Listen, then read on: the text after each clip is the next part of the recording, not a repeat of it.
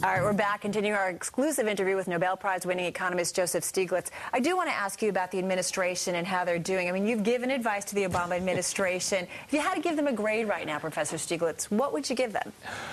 Well, I always grade on the curve, and well, that makes this a very easy test because what went up before wasn't very good. So you'd have to give them an A+ or A double plus.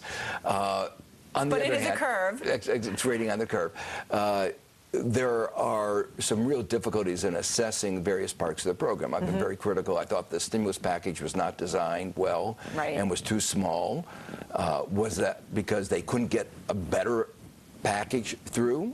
That's politics. Right. I thought the mortgage program was a move in the right direction, but they needed to do something about the millions of homes underwater, write down the principle. Difficult to get through Congress, but they didn't push it as hard as I think they should have pushed it. And the most disappointing thing is the way they've handled the problem of resuscitating the banks. The fact is... And you've been very critical. Yeah, that's right. I mean, it's cost American taxpayers billions and billions more than it should have. Does it frustrate you then when you see headlines like Goldman reporting record profits, and we have a story about them making $100 million a day, you know, record time they've had that in the quarter? Yeah. Does it kind of tick you off? Basically, well, we gave them the money on terms that were outrageous. You know, the Congressional Oversight Panel looked at the terms and said, quite frankly, we got cheated. For every $100 we gave them, we got back only $67 in preferred shares from them, and preferred shares, most of them went down in value. Well, who got it wrong? I mean, did the president get it wrong? Does it his advisors, be it Timothy Geithner, Larry Summers, pick your name, did they get it wrong then in terms of the advice? I think that they were trying to have a strategy of what I call muddling through. They didn't have a vision of what kind of a financial system we wanted after the crisis. The banks wanted to go back to where we were before the crisis. Right.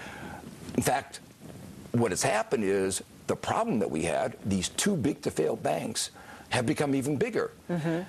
So we're in what, worse shape than we were before? We're in worse shape going forward. And we didn't give the money to the small banks, the community banks that lend money to small and medium-sized enterprises. Right. So we let all this money go out, and lending didn't start again. Let me ask you. And it was predictable. All right. So then let me ask you about some of these key players. I mentioned Larry Summers, Timothy Geithner, Ben Bernanke. I mean, would you include them in the class of kind of great economic thinkers? I mean, a class which many would put you in, but when you look at what they're doing, would you include them?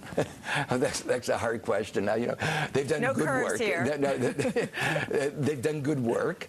You know, Summers and Bernanke are both distinguished academics, one at Princeton, one at Harvard. But are they great economic thinkers and the kind of thinkers we need to really finish getting us through this crisis and then beyond? Well, I think you're raising some good questions, because this crisis is very different and illustrates actually some of the aspects of the economy where I argue that some of the traditional theories that were used by central bankers, not only in the United States but all over the world, were flawed. Right. You know, for instance, one of the things, they focused a lot on inflation. I think inflation is important, but financial stability is probably even more important. So while we were worrying about the little losses caused by the increase of inflation from 2% to 2.5% or 3%, we lost the big picture. And we're losing in value trillions of dollars. Now, that's a big mistake. And the monetary theory that is taught in many schools around the country was focused on the wrong concepts. So you're saying they got it wrong? I only got 30 seconds before I have to take a break. Yes, they got it wrong. They got it wrong. Well, as I say, though, but they and many other people got it wrong. There are always challenges to standard theory. Right. And this particular episode happens to bolster the kinds of theories that I was putting forward. Right. And I want to ask you about that. We're going to take another break, come back. We are talking with Professor Joseph Stiglitz. More when we come back to you on this Wednesday. All right, we're back at 4:30. We're talking with Nobel Prize winning economist Joseph Stiglitz. So we're talking a little bit about the administration, and I know you've had dinner at the White House. I got to ask you about this. This was in Newsweek, and they said you were a bit miffed about being invited to a recent dinner at the White House last minute. Other folks, other eminent economists like yourself, I think Alan Blinder, Ken Rogoff, they've been invited the week before. I mean, why do you think you've not been so readily included like some others? Well, actually, I think that was journalistic exaggeration. So you weren't miffed? Well, you know, it was nice to get invited. Right. The question, of course, was why then? Why not on a more regular basis? Who is he listening to? And it's not just me. I mean, the question is there are other people who've been critics of the administration's bank bailout policies, of the mortgage policy. Do you think that's why maybe they're not reaching out to you more, because you have been critical of stimulus, of the financial bailout? Probably. You know, everybody is sort of two minds of these things. You like to say that I'm open to criticism, but those who are pushing a particular policy don't want to, quote, confuse the president with other views. And this is, you know, when I was chairman of the Council of Economic Advisors, you could see this going on all the time. You want to shape the information the president gets. Because, quite frankly, you're often, especially in this crisis, going into uncharted territories. Right. You're making judgment calls. There's not certainty. Right. But there are arguments based on better models and worse models. Those who push for deregulation. All right, you're talking about Larry Summers there, and I should point out, there's, you know, people report about an ongoing rivalry between you. May not be on the solidest ground. Yeah. Maybe they've learned the lesson, but maybe the models in their framework and the intellectual framework has some flaws. Well, Professor Stiglitz, what opinion do you think the administration is missing by not maybe including you more? What may be important point here? Well, I think the process by which we dealt with the banks is one example. And right now, the big notion is the recovery of the banks and the recovery of Wall Street may be necessary, but it's far from sufficient for an economic recovery.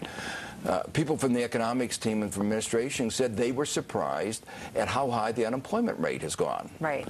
I thought it was going to go as high as it's been, and so did many of the other people that were those who had predicted the problems.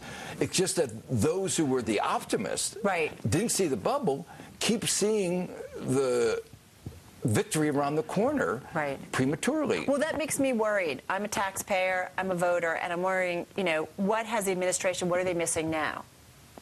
Well, I think what the real concern is this, what you might call movement into malaise. That is to say, we may have hit the bottom, but no one thinks we're going to have a V-shaped. And the real question is, how do you go from the bottom and recover as quickly as you can, rather than the long, protracted U-shaped? And that's where the attention ought to be focused right now. Rather but than it's not, is it? No, they're saying things are all better. Look at the banks are right, you've got covers of magazines, the recession, it's over. Like, everything's good again. And I'll tell you, most Americans care about one thing. Do they have a job? Do they have a job? And what's happening to their wages?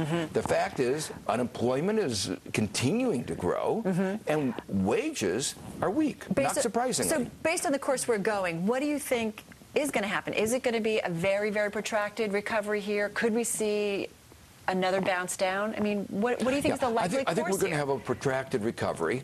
And so another year? Oh, it could be longer than that. 2 years? Yeah, it could be even longer than that. 3 years? Yeah, well, I mean, one way of thinking about it, to help frame the discussion, is our labor force is growing about 1% a year. Right. And normally, productivity grows at about 2%. We've been doing a little bit better some years, 3%. Right. But that's normal. And that means if we don't grow at 3%, we actually will have an increase in unemployment. So growing at 1% or 2% isn't enough to get the unemployment down from the near 10% down to 5% where it should be. And no one's talking about growth in the numbers of greater than 3% that we would need. Right, and so especially difficult in this crisis because it's synchronous. We're down, Europe is down. Lays it out. Yeah, that makes it, we can't export our way out of this. I just got a few seconds left here. I talked about a lot of the administration officials. I want to be fair since we talked about Larry Summers and some of the other ones. What about Ben Bernanke? I think I've got about a minute or less than that. Does he deserve a second term in your view?